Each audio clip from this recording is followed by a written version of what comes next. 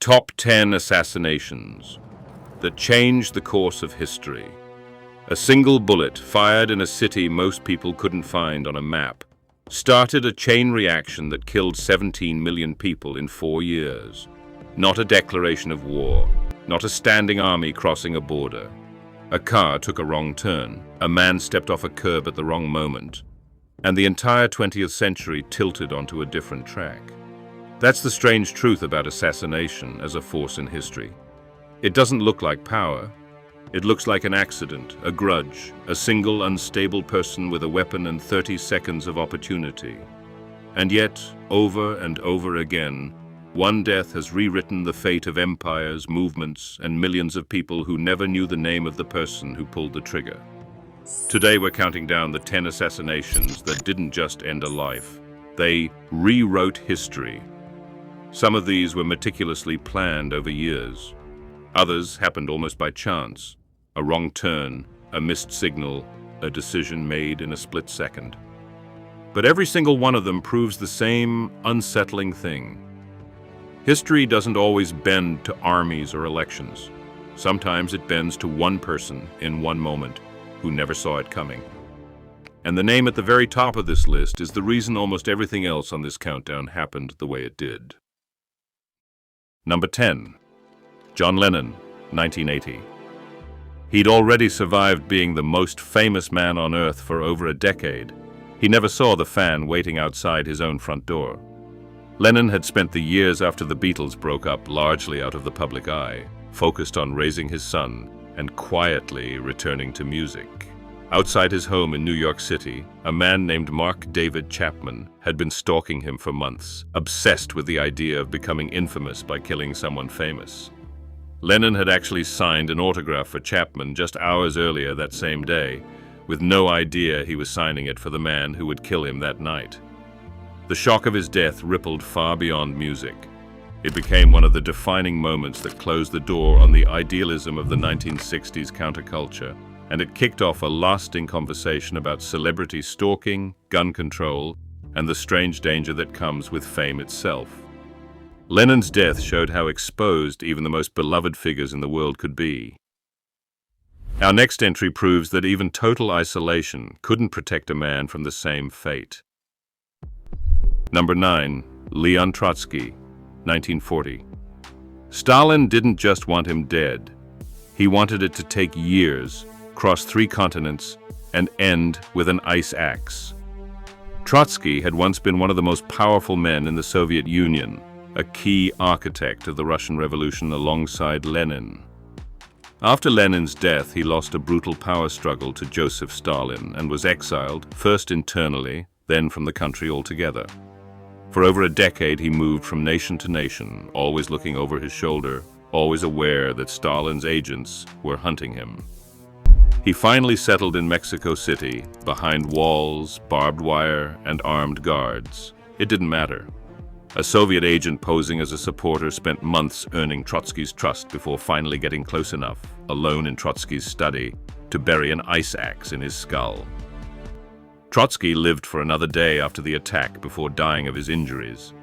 His death didn't just end a rivalry, it erased the last major ideological alternative to Stalin's version of communism, cementing Stalin's total control over the Soviet narrative for decades.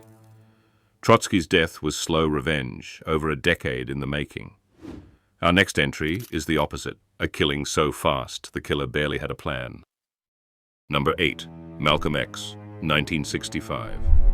He knew it was coming. He told people days before, and he was right.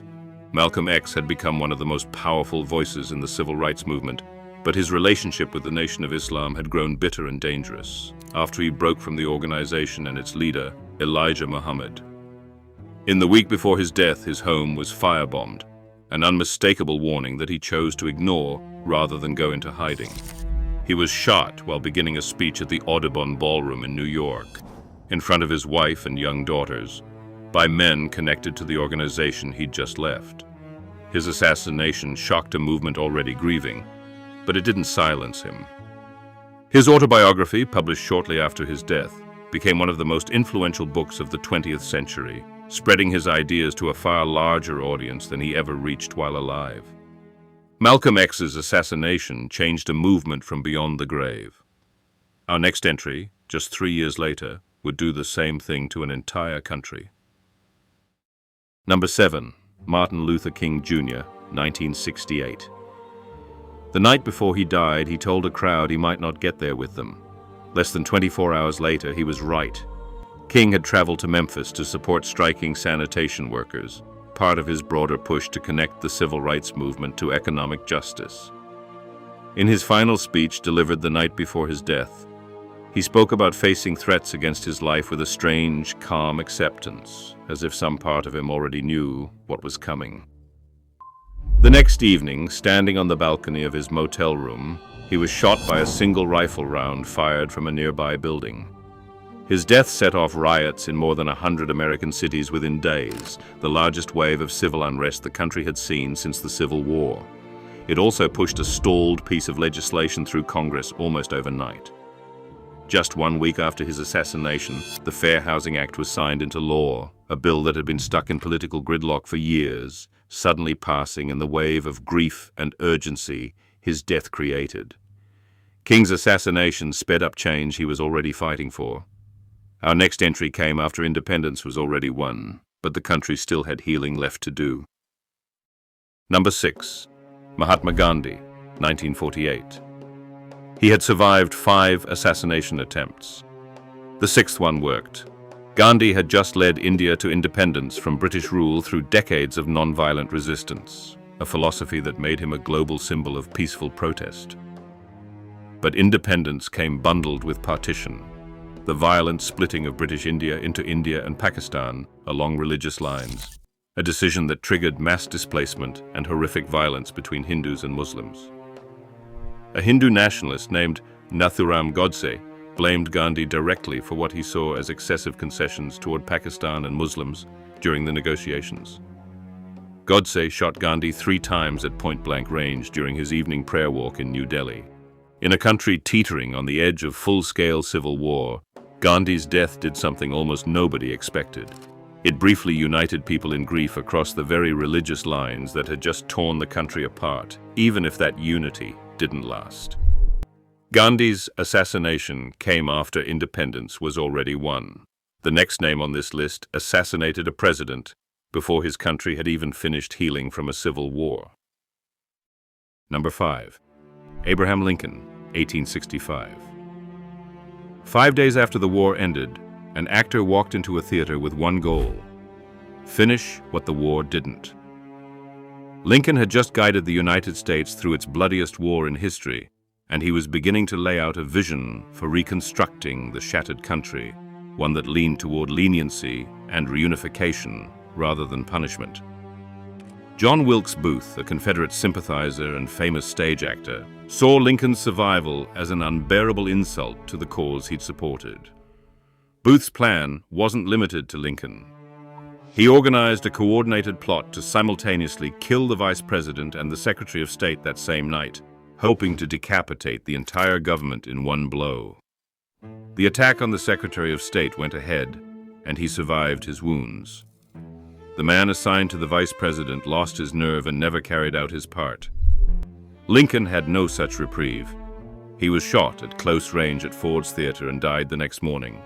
Historians widely argue that losing Lincoln, the war's most moderate voice on reconciliation, made the Reconstruction era that followed far harsher, more chaotic, and more racially violent than it might have been under his leadership.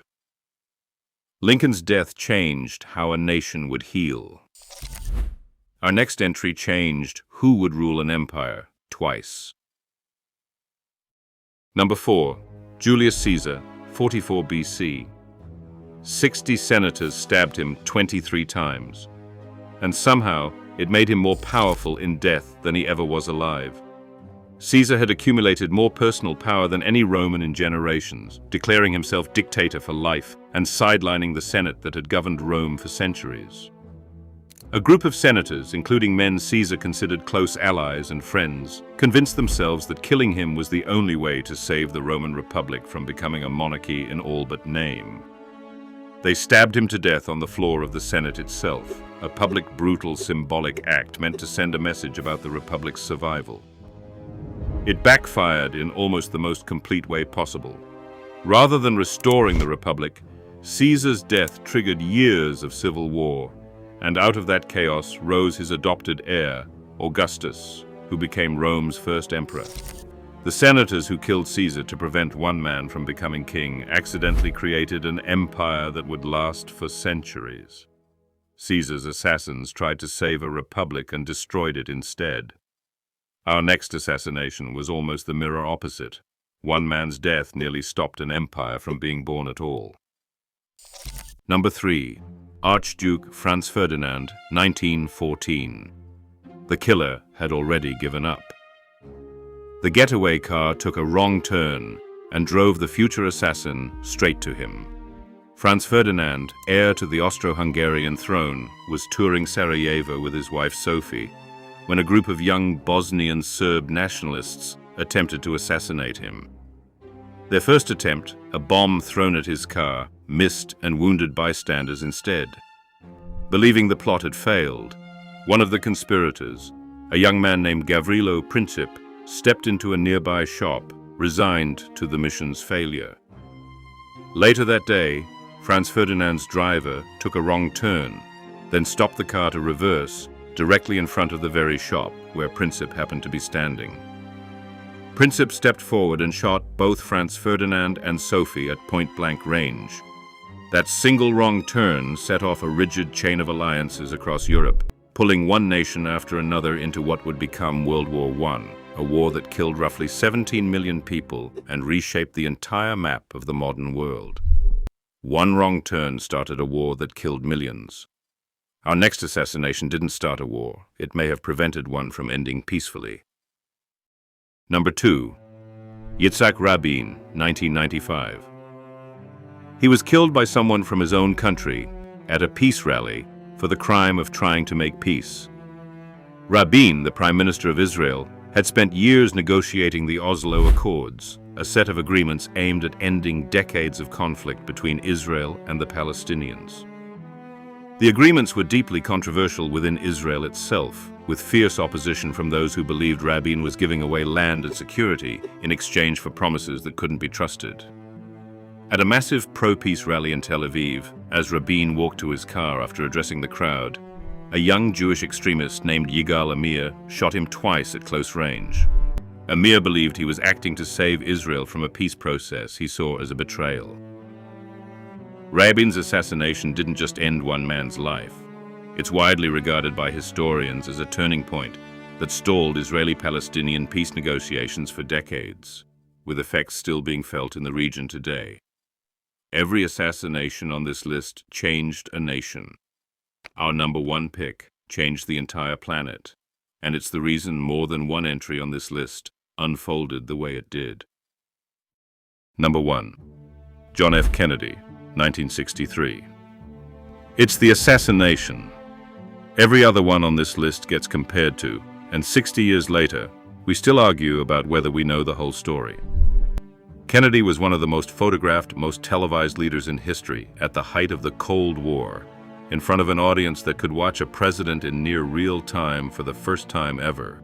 That's what makes his death in Dallas so different from everything else on this list. He was shot in broad daylight, riding in an open motorcade in front of hundreds of witnesses and multiple cameras, and it still remains the most debated assassination in modern history. Officially, a lone gunman named Lee Harvey Oswald was responsible, firing from a nearby building. But questions about additional shooters, motive, and cover-ups have never fully gone away, fueling 6 decades of investigations, documentaries, and conspiracy theories. Unlike Lincoln or Franz Ferdinand, Kennedy's death played out on television in real time for the entire world to watch, and its aftermath reshaped American policy in Vietnam and the Cold War for the following decade. Every assassination on this countdown shares the same 3 ingredients: a moment of vulnerability nobody planned for, a shift in power nobody saw coming, and a what if that outlives everyone involved. Kennedy's death is the clearest modern example of all 3 at once, which is exactly why it belongs at the top of this list. 10 deaths, 10 different weapons, decades, and countries. But every single one of them proves the same thing.